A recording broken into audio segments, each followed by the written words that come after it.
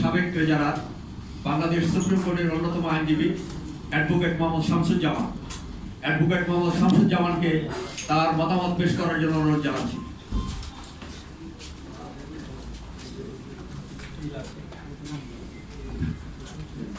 বিসমিল্লাহির রহমানির রহিম। Bangladesh lawyers council কর্তৃক আয়োজিত আজকের আইনজীবীদের বাজেট ভাবনা সংক্রান্তে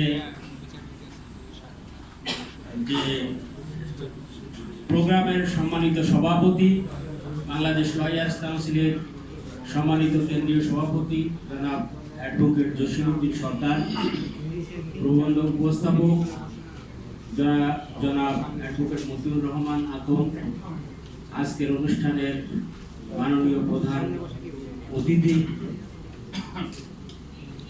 সহ মঞ্চে উপবিষ্ট নেতৃবৃন্দ, সামনে উপবিষ্ট সাংবাদিক বন্ধুগণ এবং আইনজীবীগণ, আসসালামু আলাইকুম ওয়া রাহমাতুল্লাহ। আইনজীবীদের বাজেট ভাবনা আসলে এটা নতুনভাবে লয়ার্স কাউন্সিল যে উদ্যোগ গ্রহণ করেছে এই জন্য আন্তরিকভাবে ধন্যবাদ জানাচ্ছি।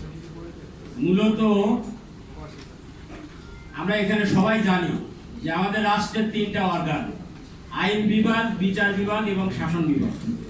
এই তিনটা অর্গানের ভিতর বিচার বিভাগ হচ্ছে অন্য দুই অর্গানের অভিভাবক হিসেবে কাজ করে।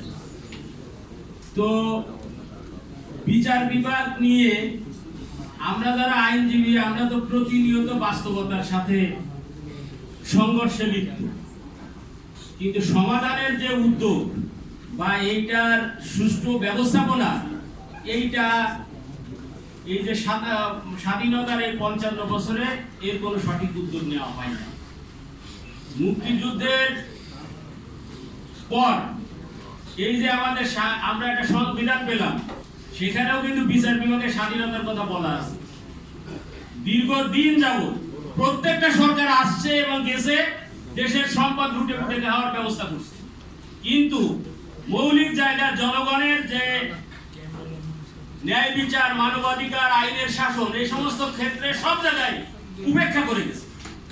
এবং এই বিচার বিভাগের স্বাধীনতা প্রসঙ্গে আমাদের মালদার হোসেন স্যারের একটা মামলা, আর 111 সরকারের সময় এসে এই যে ব্যারিস্টার মইনুল হোসেন স্যার, তত্ত্বাবধায়ক সরকারের সাবেক উপদেষ্টা, উনি বিচার বিভাগ পৃথকীকরণের একটা উদ্যোগ নিয়েছিলেন এবং কিছুদিন আগে ইন্টারিম গভর্নমেন্ট পৃথক সচিবালয়ে প্রতিষ্ঠার যে উদ্যোগ নিয়েছিলেন, ভিত্তিপ্রস্তরও স্থাপন করে দিলেন। আমরা একটু আশান্বিত হয়েছিলাম যে দেশ আস্তে আস্তে শৃঙ্খলার দিকে যাবে, কিন্তু দুর্ভাগ্যজনক যে 12ই ফেব্রুয়ারি গণতান্ত্রিক ভাবে একটা নির্বাচনের মাধ্যমে একটা সরকার গঠিত হলো, তিনরা এসে সেই পুরনো বাকশালী ব্যবস্থা আবার বহাল রাখার চেষ্টা করলেন এবং এই যে পৃথক সচিবালয়ে প্রতিষ্ঠার যে উদ্যোগ হলো, সেখান থেকে আবার ইউটার্নে নেওয়া হলো। তার মানে এই 18 কোটি জনগণের সাথে প্রতারণা করা হচ্ছে। আইনজীবীদের মাধ্যমে লক্ষ লক্ষ কোটি টাকা রাজস্ব সরকারি কোষাগারে জমা হয়, অথচ এই আইন আদালত নিয়ে কোনো ভাবনা সরকারের নেই।